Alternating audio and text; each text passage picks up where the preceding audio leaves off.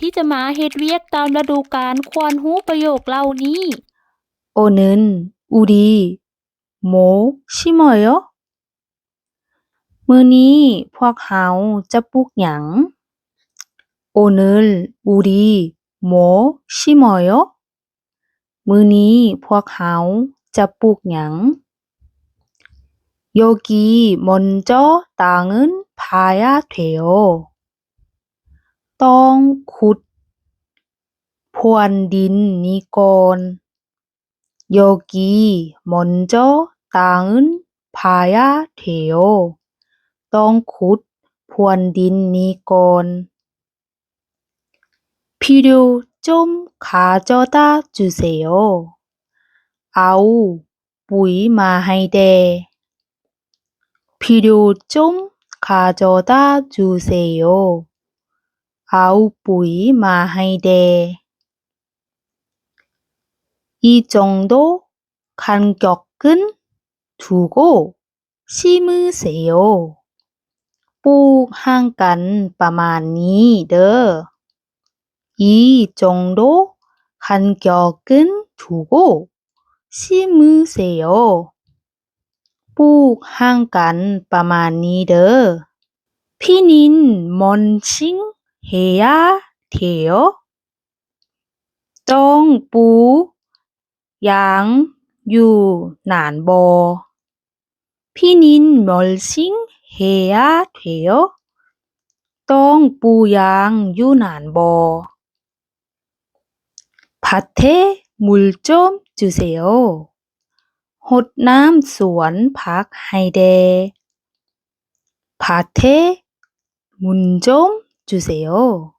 รดน้ำสวนผักให้แด่ 밸브 어디서 열어요? เปิดวาล์วน้ำอยู่ไส 밸브 어디서 열어요? เปิดวาล์วน้ำอยู่ไส 농약 쳐야 돼요. ต้องฉีดยาฆ่าแมงไม้บ่ 농약 쳐야 돼요. ต้องฉีดยาฆ่าแมงไม้บ่ 여기 잡초 좀 다 뽑아 주세요. ลกหญ้าบ่อนนี้ออกให้หมดเด้อ 여기 잡초 좀 다 뽑아 주세요. ลกหญ้าบ่อนนี้ออกให้หมดเด้อ 이거 병 들어서 시들었어요. อันนี้เป็นพยาธิเหี่ยวหมดแล้ว 이거 병 들어서 시들었어요. อันนี้เป็นพยาธิเหี่ยวหมดแล้ว 이거 이제 수확해도 돼요? อันนี้เก็บเกี่ยวได้แล้วบ่ 이거 이제 수확해도 돼요? อันนี้เก็บเกี่ยวได้แล้วบ่ 뿌리 부분은 이렇게 자르세요. ตัดบอนรากมันแบบนี้เด้อ 여기 뿌리 부분은 이렇게 자르세요. ตัดบอนรากมันแบบนี้เด้อ 상처 안 나게 조심하세요. ระวังอย่าให้มันช้ำเป็นรอยเด้อ 상처 안 나게 조심하세요. ระวังอย่าให้มันช้ำเป็นรอยเด้อ 크기 별로 분리해 주세요.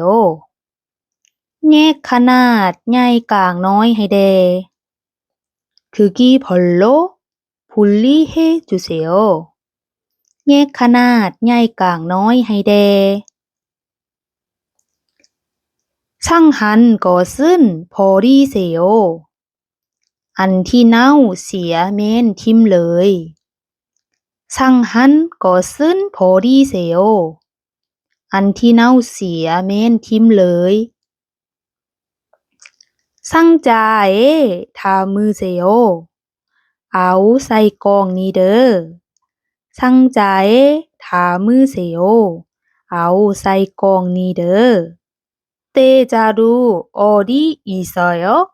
ถุงกระสอบอยู่ไส 포대 자루 어디 있어요?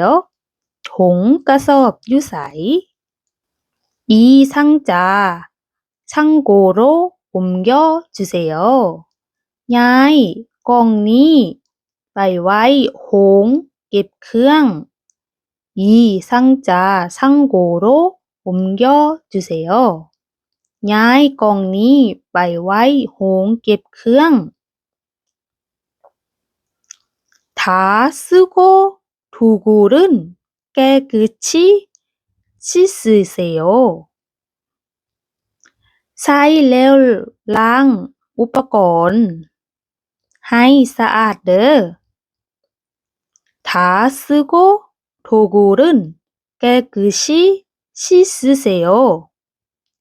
ใช้แล้วล้างอุปกรณ์ให้สะอาดเด้อ 다 쓰고 도구는 깨끗이 씻으세요.